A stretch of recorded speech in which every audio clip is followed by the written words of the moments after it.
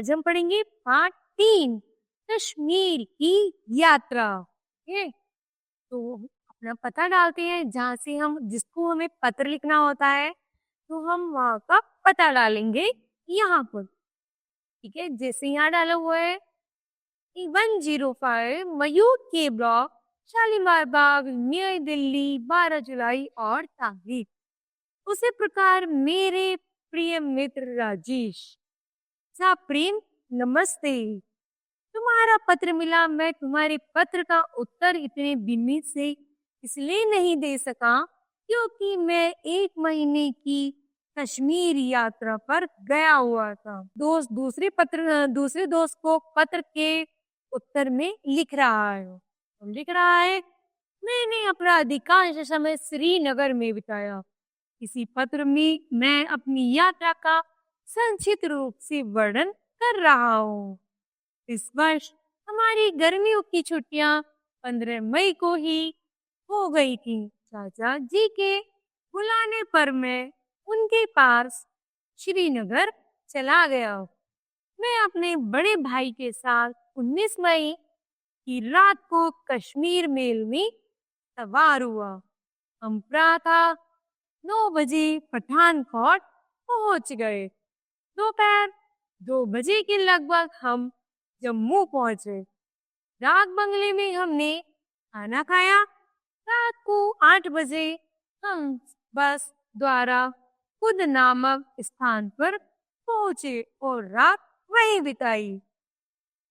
यात्रियों को यहाँ पर हर प्रकार की सुविधा मिल जाती है, खाने पीने की चीजें और किराए पर मकान भी। अगले दिन प्रातः 9 बजे हमने फिर यात्रा आरंभ की और मार्ग के छोटे छोटे गांवों के पास से गुजरते हुए दोपहर 12 बजे बनिहाल गांव पहुंच गए। पीर पंजाल की चोटी बनिहाल से लगभग 2000 मीटर की ऊंचाई पर है। बस खाती और इटलाती हुई सड़कों द्वारा बस से हम चोटी पर पहुंचे। यहाँ से उतराई शुरू हुई। मुख्य मार्ग से थोड़ा हटकर बेरीनाग नामक झरना है। कहते हैं कि यहाँ से झेलम नदी निकलती है।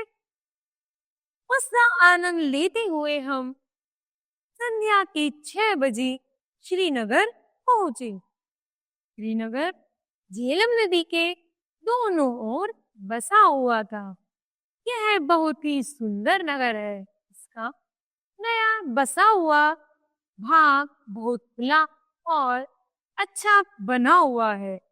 हमने श्रीनगर के सुंदर सुंदर बहुत से स्थान देखे, जिनमें शालीमार बाग, शाही चश्मा और निशात बाग आदि प्रमुख है। फिर हमने भूलर झील तक किश्तियों में आने जाने का 5 दिन का कार्यक्रम बनाया। कश्मीर में ऐसी किश्तियां मिल जाती हैं जिनमें कई कई कमरे और रसोई घर होते हैं। इनको डूंगे कहते हैं।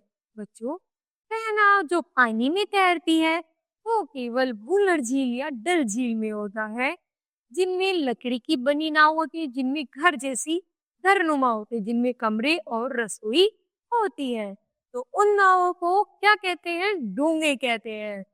रास्ते में शादीपुर, खीर, भवानी, गांदरबल, मानसबल आदि देखते हुए 64 किलोमीटर पानी की यात्रा के बाद वूलर झील पहुंचे। यहाँ झेलम नदी झील में ही गिरती है। हम अपने निर्धारित कार्यक्रम के अनुसार संध्या होते होते वापस श्रीनगर पहुंच गए। कुछ दिन बाद हम पहलगाम की ओर रवाना हुए। यह स्थान श्रीनगर से 96 किलोमीटर की दूरी और समुद्र तल से लगभग 3000 मीटर की ऊंचाई पर स्थित है। यहाँ पहुंचकर हमने शिकारगाह, वाइसरन, चंदनबाड़ी, तुलियान लेक आदि प्रमुख स्थान देखे।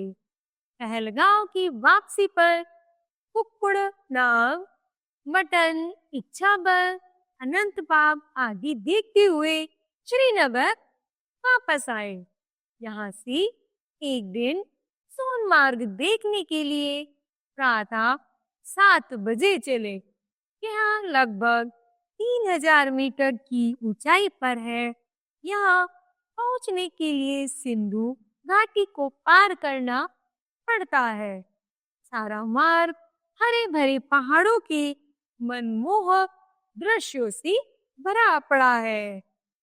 गुलमर्ग और कलनमर्ग के में दो और सुंदर स्थल देखने योग्य हैं, जो 10-11 हजार फुट की ऊंचाई पर है। ठीक है, आगे बताता है वो अपने पत्र में, कश्मीर के लोग सीधे साधे होते हैं और आपस में लड़ाई झगड़ा नहीं करते। ये वर्ष में गर्मियों के 4-5 महीने ही कमा पाते हैं।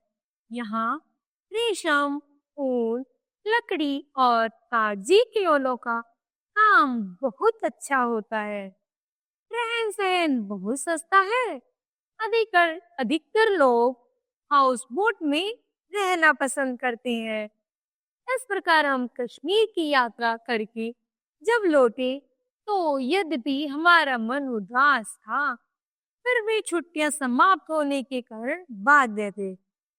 अगर तुम भी हमारे साथ होते तो 2 गुना आनंद मिलता। तुम्हारा अभिन्न हृदय, रमेश शर्मा।